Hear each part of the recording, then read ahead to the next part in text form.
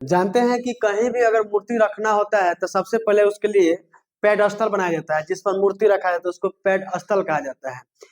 तो पेडस्टल बना के और उसके ऊपर मूर्ति रखा जाता है, तो कोई छोटा लड़का उस पहले पेडस्टल की ओर देखता है और उसके बाद से मूर्ति के सबसे ऊपर वाले शीर्ष को देखता है। तो कहता है कि जब अगर हम मूर्ति का लंबाई नाप लिए हैं, मूर्ति का लंबाई नाप लिए हैं, तो पेडस्टल की ऊंचाई क्या होगा, पेडस्टल की लंबाई क्या होगा। तो आइए हम लोग इस वीडियो में देखते हैं। तो कह रहा है, मान के चलते हैं ये हमारा पेडस्टल है। ये क्या है? पेडस्टल माने इसके ऊपर में चबूतरा रहता है, ऐसे चबूतरा टाइप का रहता है, इसके ऊपर मूर्ति रखा जाता है, ठीक ना। इसके ऊपर मूर्ति रखा जाएगा, तो ये पेडस्टल है। अब इसके ऊपर क्या किया जाता है, मूर्ति रखा जाता है। इसके ऊपर क्या किया जाता है, मूर्ति रखा जाता है। इसके ऊपर क्या किया जाता है, मूर्ति रखा जाता है, ठीक ना। तो कह रहा है जिसकी ऊंचाई कितना है, 1.6 मीटर है। 1.6 मीटर यानी यहाँ से लेकर यहाँ तक की ऊंचाई कितना है, 1.6 मीटर है, ठीक ना। कहता है कि एक बिंदु से शिखर का उन्नयन कोण 60 डिग्री है। मतलब यहाँ लड़का है, यहाँ क्या है, लड़का है। अब ये देख रहा है, ये ऊपर देख रहा है मूर्ति की तरफ, यहाँ देख रहा है, यानी मूर्ति के शीर्ष को देख रहा है, जिसका कोण बन रहा है कितना डिग्री, 60 डिग्री बन रहा है। तो यानी इसको मिलाना पड़ेगा, इसको मिलाना पड़ेगा ना जी।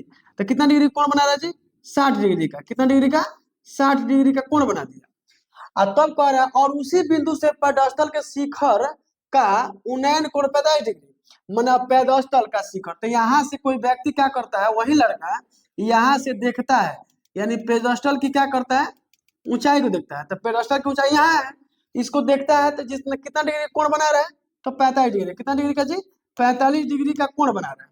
तो कहता है पेडस्टल की ऊंचाई, तो पेडस्टल कहाँ से कहाँ तक है, यहाँ से लेकर यहीं तक ना है जी, यहाँ से लेकर यहाँ तक की ऊंचाई पूछा है।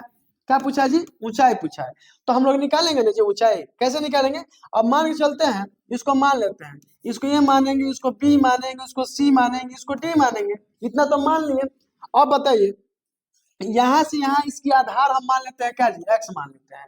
तो सबसे पहले इसको निकालने के लिए याद रखिए, हमेशा ना दो ही फॉर्मूला सबसे ज्यादा यूज में लाया जाता है। उसका एक है टेन थीटा, दूसरा क्या है, कॉट थीटा। इसका उल्टा होता है। और टेन थीटा और कॉट थीटा का मान कैसे हम लोग निकालेंगे, तो पहले समझना होता है।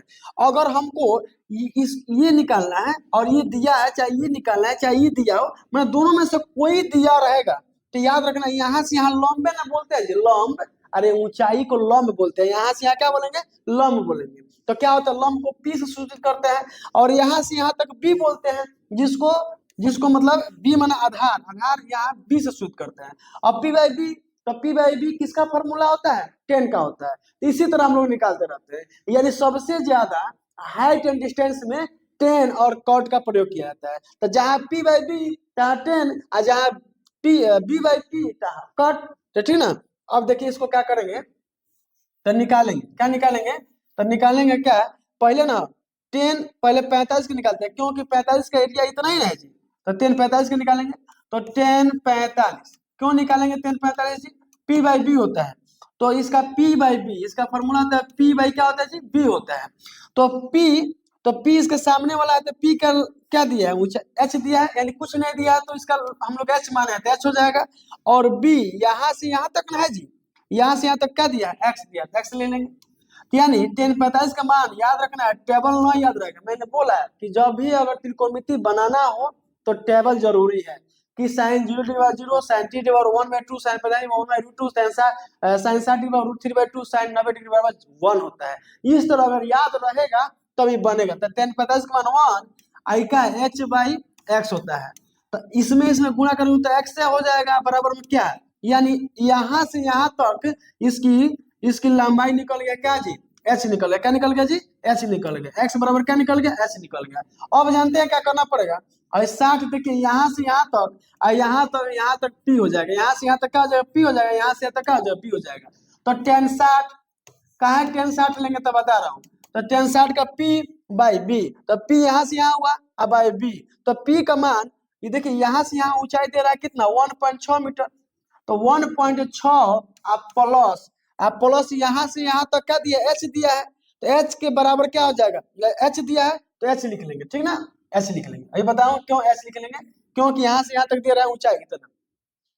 अब बट्टा में क्या दे दिया है, बट्टा में दे दिया क्या जी, एक्स, तो एक्स की जगह पर क्या लिख सकते हैं, एच, तो बी हो जाएगा। और टेन 60 का मान होता है √3 अब बराबर 1.6 प्लस एच अब बटा में क्या जी एच। हमको यहाँ से यहाँ तक ना एच निकालना है जी, यही ना दूरी निकालना है।